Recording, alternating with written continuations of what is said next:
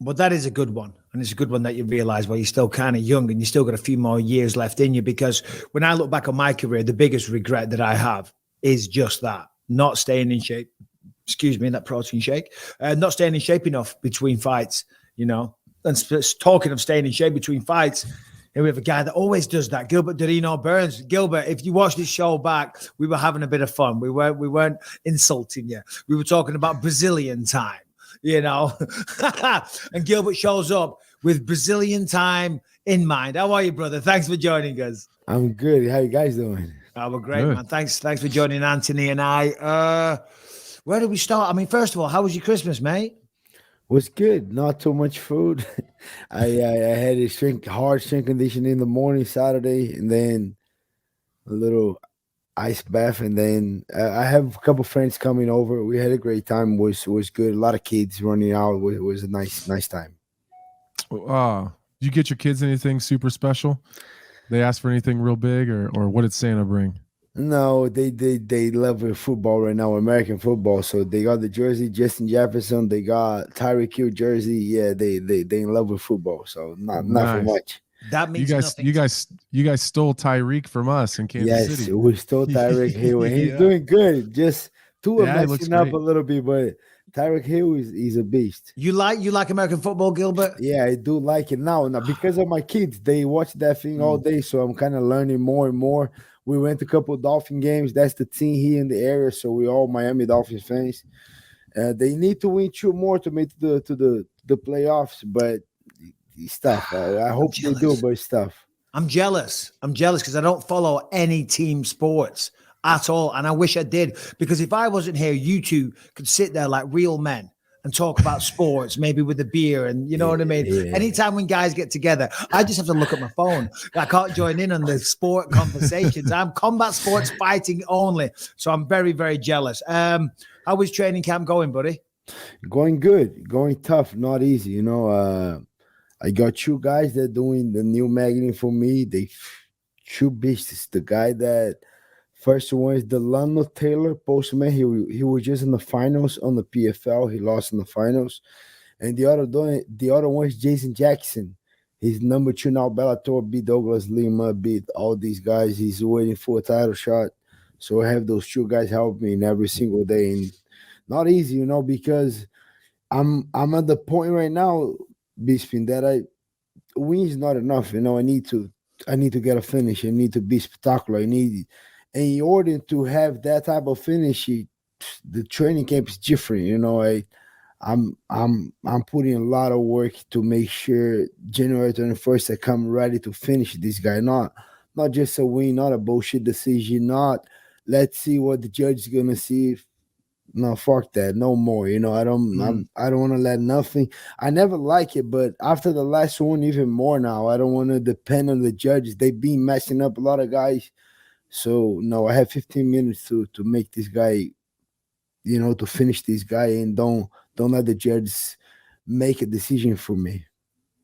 Well, before we talk too much about Neil Magny, like you kind of brought it up there a little bit with the decision and you know, kind of how that, you know, the Chimaev fight went.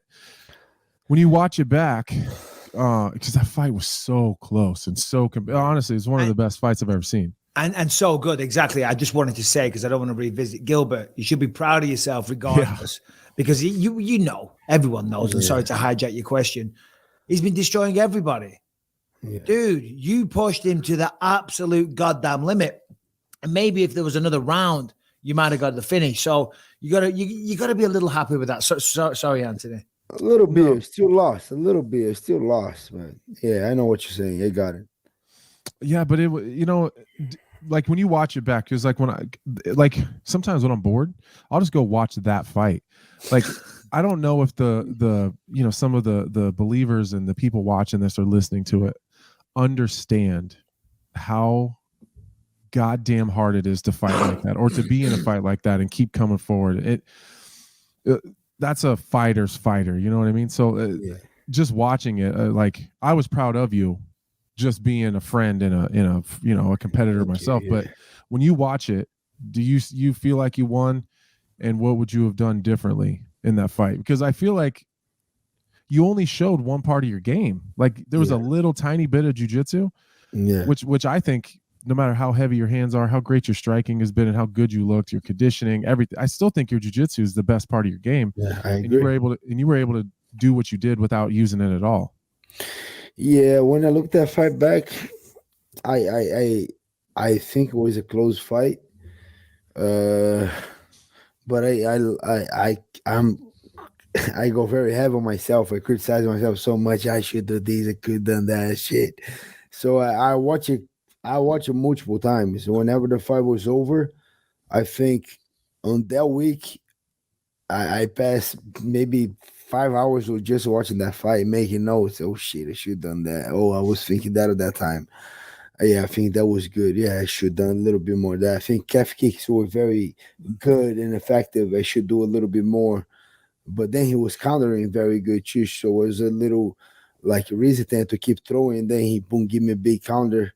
But I think I could mix it up a little bit more with the kicks.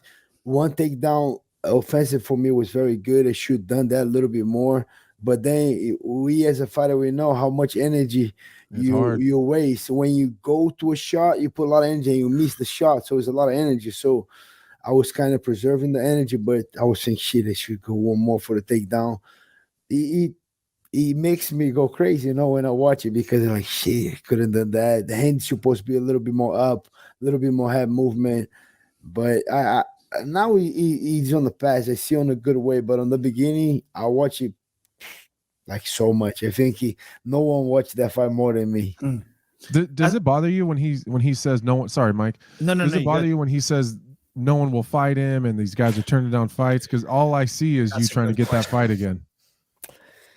He knows. The UFC knows. Most of the fans knows, but he I don't know. It gets to a point that anything that the guy does, it becomes a huge news. The guy does a little, and everybody, like those reporters, gotta get a little better on that, because, like, even that fight, like 2 weeks after that Pereira and Adesanya fight, even when we all fight this guy next week, Bisping Anthony, you guys been in five rounds of war. Can you fight 1 week after?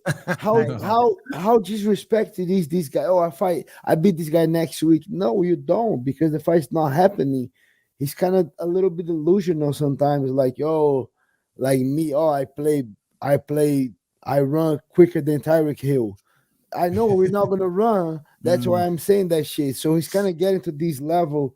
It bothers me a little bit because UFC know I'm a fighter. I'm not gonna be pick and choose. My last fight was Khamzat. I was number 2. He was number 11, 12. I don't know. Now I'm number 5. I'm fighting New Mags, another one number 13, 14. I don't know. He's already back there. So my goal is to become a champion. Still nothing changed. I want to more than ever now, because I know kind of my time is closing. I'm 36. I don't have 10 more years. So I want to get a couple of finishes and get another title shot and make that title, and win that title. But they know I'm fighting this guy. I'll fight anyone, bro. Since September, so I had a little surgery on my hand right after the fight, but it was a very quick one and close. Since September, I'm trying to get a fight, and then it's going to be Masvidal. It's going to be that guy. It's going to be. I'm fighting only in January. Not my fault, but UFC know. He knows I'll fight anyone.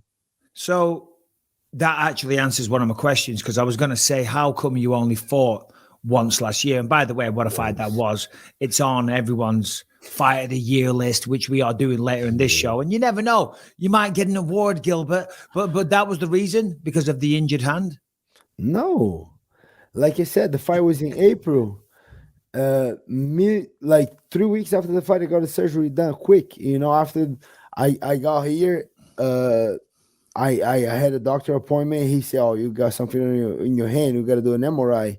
But then I went to look his fight. He fought Bilal Muhammad. I went to Vegas, and then I had like 1 or 2 more trips that I did. When I went back, we did the MRI. I said, "Bro, it's just a tendon. We just got to reattach your tendon. It's very simple." So we did.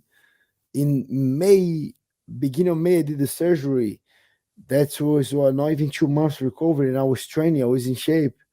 I was asking for since September. I've been asking for a fight, and the UFC was gonna be Jorge Masvidal. Don't worry, we're gonna make that fight, big fight for you. And then that's okay. And then September passed, October, November, December, Brazil, and not my fault. I wish I had another fight done, but I think that's I have 11 years now that I'm doing MMA. That's the only year that I just have one fight. That's the only one. Yeah. Not my fault. Not your fault at all. But you do have a fight booked in just a few weeks. Take it on Neil Magny. As you say, ranked number 13, but a guy with a tremendous amount of experience, been in there for a long time. I think he's like almost at the record for the most amount of fights in the welterweight division. 20 wins, yeah. So obviously a tough opponent. When you look at him, when you break him down, because you clearly watch a lot of fight, as you say, you watch the Khamzat fight so much. I can't watch ones that I lose. But anyway, but you felt that you won. When you look at Neil, how do you break him down? And what do you think is his biggest threat? He's a volume guy, he throws a bunch of shit. He controls the distance very good. He has a big cardio, bro. The guy can take a beat and keep coming. Yeah, that's one thing that I see. I think his best quality is that for sure he's a striker, good hands. He want to keep the distance. He got better on the grappling, got better on wrestling, but I would say he's a striker, long, lanky. You wanna fight a little bit on outside, but on the same time want to throw a lot of volume. He has a good cardio. The guy's tough, I kind of respect him. Sometimes when I look at the fight and then when he does a bad movement or something, I say, man, that was a poor choice. That was a making decision. Wasn't the best decision. That I think that he kind of make a lot of mistake in making the bad decision in the fight. Sometimes why he kicked that guy and got taken down, why he did that, like sometimes I don't think he make the right decision. But on the same time, the guy fights anyone. He's another one that he's the one that should have that BMF because he don't care. And he's a thing that I want to have. I don't have that I respect that he does. He fights. If he loses, he don't give a shit. Couple months later, he's fighting again. Another guy, he's doing a little bit better, and he kept constantly make a mistake, got back to a drawing board and fight again. And that's why he got the most wins in the welterweight division. I'm taking him super seriously, especially like I said, I want to finish in Brazil. I don't want to just a decision, take that guy down and hold him down or whatever. Or no, I want to finish. So I'm working my butt off for this fight, and I do respect that guy so much. But I see I can finish him. That's exactly what I'm working towards to do. Man, you said something there that really stuck with me because I've said the same thing about Neil Magny before, that I wish I had his ability to forget. Yeah. Because he cares just as much as I do. I've had lots of conversations with Neil, and for that one night he allows himself to be sad about it. And then after that, he'll take the criticism and the mistakes that he made. He'll take that stuff with him, but he won't fucking think about it again. He's like, he just moves on. And I have such a hard time doing that. I hold on to it. Same. But I respect that on him because I saw he no one wants to fight that guy Shavkat, and then he fought and then he lost. And I can see that he takes not as a big deal. Like, and boom, he fight Daniel Rod and then beat Danny Rodriguez and then called me out and got the fight, and he's fighting in Brazil. Like, I can see like that he think his shit good. He don't hold on to shit. I cannot do that. If I lose, I'll be pissed off. I want to, That's what you got to do, though. I mean, as sad as it, and sometimes as hard as it is, holding on to that negativity, it's not going to achieve anything. You can be angry, you can be mad, and you can use that to fuel you in your training to make sure that you get the finishes or whatever. But, you got to let it go. And that is something that Neil does do well. Before we ask you something else, I want to say to you, Gilbert, you have a very analytical mind. Obviously, you have some of the best jiu-jitsu that the UFC has ever seen, so you understand the technicalities of the sport, but you clearly watch a lot. Have you ever thought about doing any of the analyst stuff for UFC, or maybe on the Brazilian presentations or anything like that? Yeah, that would be cool. I did a couple of times. Now they changing the television. Now it used to be Combat in Brazil. Now they're doing the UFC Fight Pass Brazil, and I think it's going to be a big step up because in Brazil, like those links that people have here to don't buy the pay-per-view, they do that in Brazil like years ago. And then they bought a little freaking machine that you put on your TV and you don't need to buy the pay-per-view. All the pay-per-views are on that little machine. nice. So nice for the guys that have no money, but everybody has, you know. So now with the UFC Fight Pass Brazil, I think they're gonna be able to control that a little bit better. So it's gonna be very hard to hack to the UFC Fight Pass. So it's gonna be better. But yeah, I did a couple times for Combate. Maybe it was every time that I go to Brazil, they were asking me to do. But yeah, I did a couple times. I like it. It's not. I don't love to do yet. I like it, but I do more for myself. And like when my brother's fighting, when Vicente's fighting, a couple other guys, they always ask me, "Look at this fight. Give me a couple of notes," and I freaking give like a bunch of shit. Look, he make that bad decision. If you do that, he's gonna do that. I like to kind of study the game and see. But yeah, maybe on TV. Well, I'm going to put in a good word with Zach Gandito. He's the man that pulls the strings there. I just wanted to ask, as you say, it's very interesting that in Brazil they have a thing on the TV for the pay-per-views. Yeah. Is obviously the sport of MMA is growing all over the world. In the UK, still got some, still got to grow a lot. In the States, it's mainstream, it's massive. It's always been popular in Brazil. Is it still growing in Brazil and getting even bigger? Is it like a main sport down there? Yeah, it's a main sport, especially right now that we lost the World Cup. Like soccer is on football, soccer there is on a different level. It's like of course. Same in England. Yeah, it's different levels. It's like, football, and everything else is down here. Same. Brazil is the same, so it's the same in England. But now with the UFC back in Brazil, wow, it's going to be crazy. Especially a lot of more pressure on us fighters because we lost the World Cup. So now, like, Charles lost the belt, but I think Charles was the one that helped so much to grow it back because we got Anderson, we got all those fighters, and then we kind of lost a little fighters. Then we got Amanda, it's not that big in Brazil. We got Figueiredo, it's not that big. Then we got Glover that kind of put a little fire, and then we got Oliveira that put a lot of fire in Brazil. So yeah, I think it's gonna be a crazy event, and UFC Fight Pass now is gonna be more control. I think the sport's still growing so much in Brazil. Like, people love to fight in Brazil. If you're not a soccer, you're a fighter. That's it. And no, maybe another thing, but maybe if you're so bad, if you cannot do it, maybe another thing. But that's the first two jobs: is a soccer player or a fighter. Where are you taking me out to eat in Brazil? Just after the fight, everywhere. Let's go. You got a couple barbecue. Bisping were there a couple times. Nice place. We got people are gonna be great with you guys. You guys are gonna have fun over there. I have a lot of American friends that are going. They taking the trip. It's gonna be a good time. After the fight, bro, I'm taking it easy. I cannot eat as much. I wish I could, but no. But after the fight, I'm staying there 5 more days, and I've never felt so left out. You're gonna be there, Anthony? You're gonna be in Brazil? Yeah, remember I'm weighing in as the backup.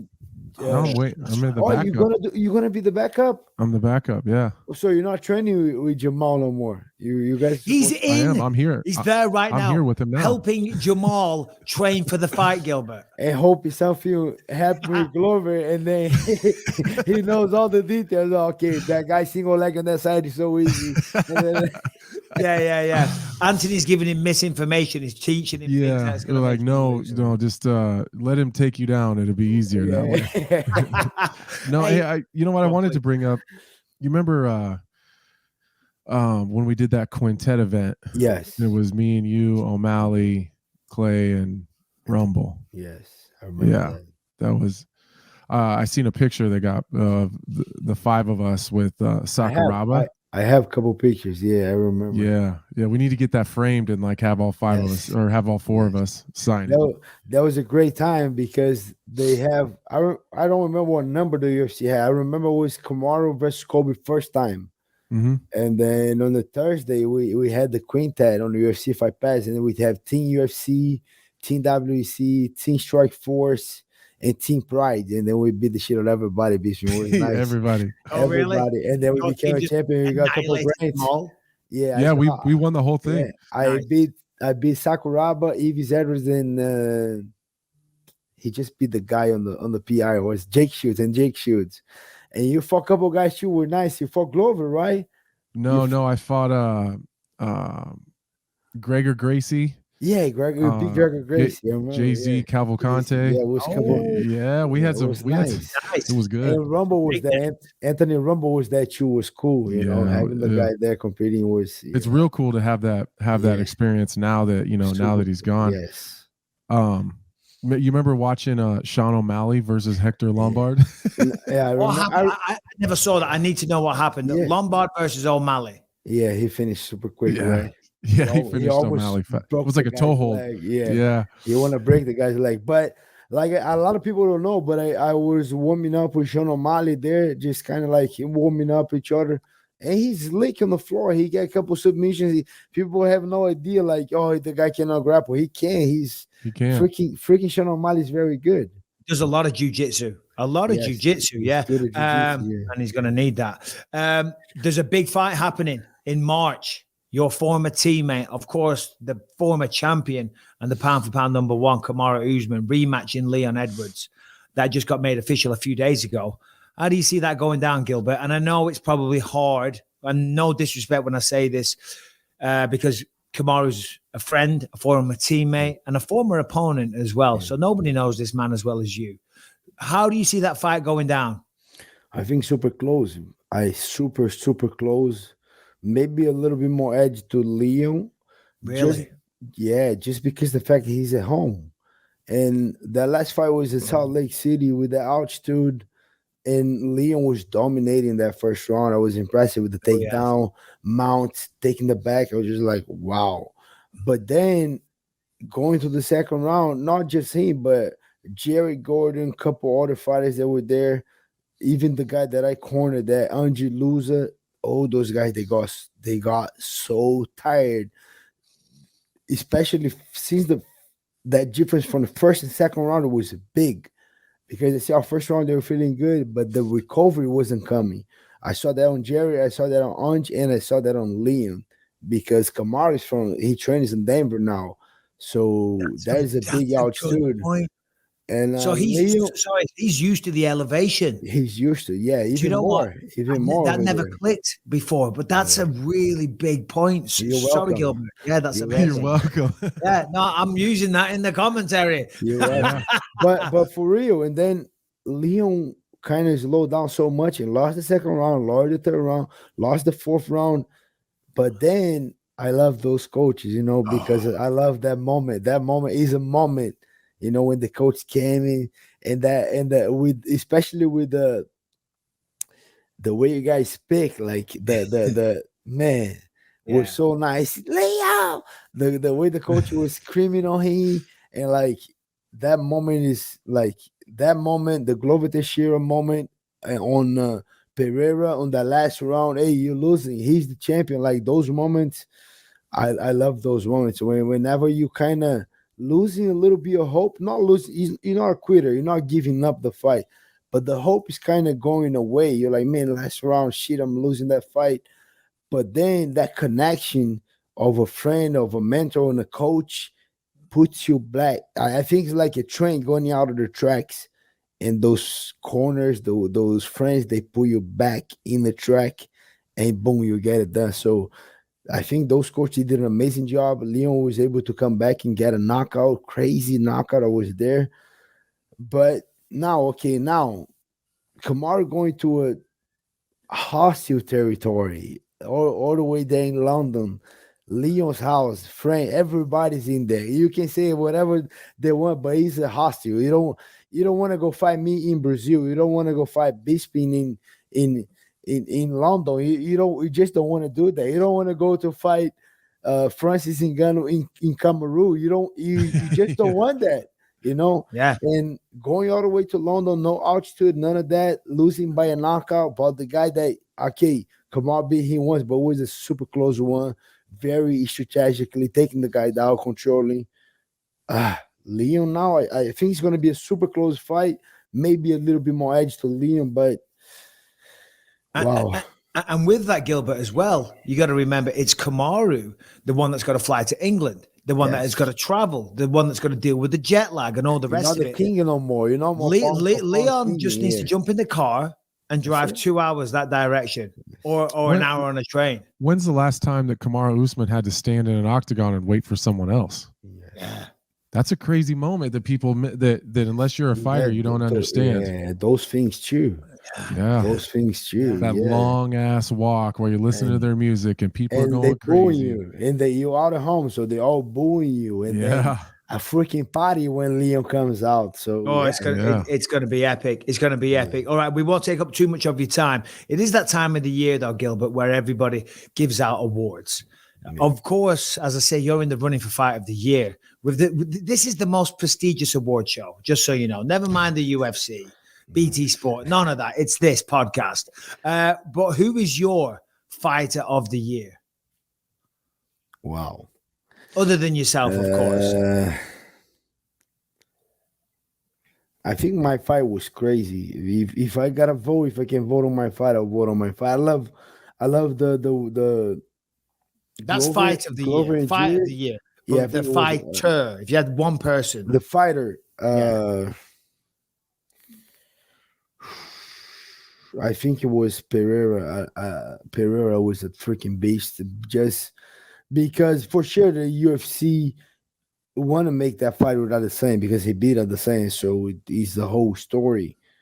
But he gotta back it up. He gotta beat this guy. He gotta beat that guy, and then he gotta show up, and he did, and then he beat Adesanya. Like I said, those moments on the corner, I love those moments, and then he make another moment for me that like wow, and the guy look against the cage to Adesanya losing 3 rounds. I think it was 3-1 for easy maybe, and then I'm gonna kill you, and he went that and he did it. And all respect to Adesanya, I love Adesanya, but wow, I think Pereira was the Fighter of the Year. You know who I think is helping his case for Fighter of the Year? Sean Strickland. Yes. Because he went in there and dusted Sean Strickland fast. Yeah. But then you've seen Sean Strickland fight just a couple weekends ago in there in a knockdown, drag out, really close fight with Jared Cannonier. I think he won, yeah. Yeah, I thought he won too, just like watching it. But either way, Jared Cannonier is top of the food chain. Sean Strickland's top of the food chain. Your Whitakers were in close fights with Cannonier, and Pereira just went out there and smoked Strickland fast. Yeah. I think even the people that he beats, as they continue to do well, is way better for him. Yes, that just shows how important that win was. Yes, and he's massive. He's huge. Oh my God! I don't know how that guy make 185. I look at here man, he's way bigger than me. He makes me think. He makes me think going back to 55, but I'm not coming back. But I look at him like, man, yeah, I'll be like that guy at 55 again, but like, nah. I saw you at the last pay-per-view, Gilbert, and at that one, that's where I first met Alex Pereira, where the first time I saw him in real life.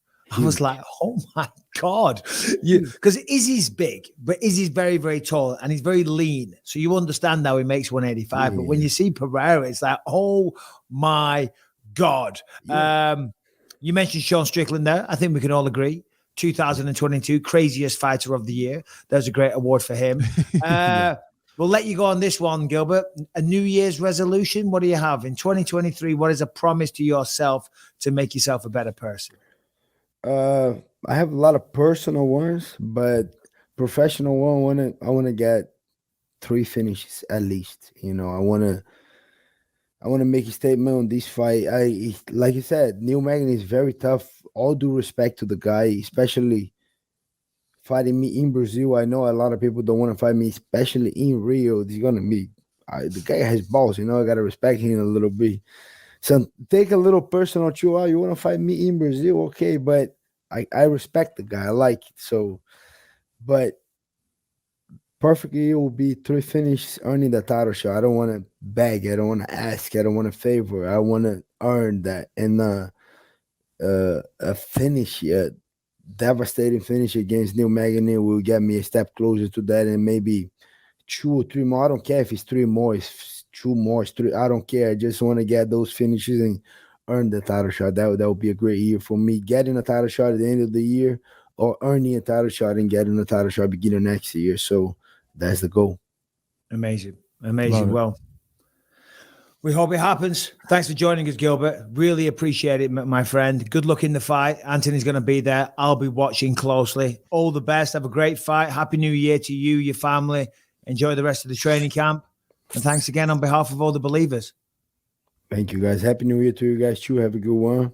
Take it easy, brother. Take care, brother. Yeah. And there he is, the one and only Gilbert Burns.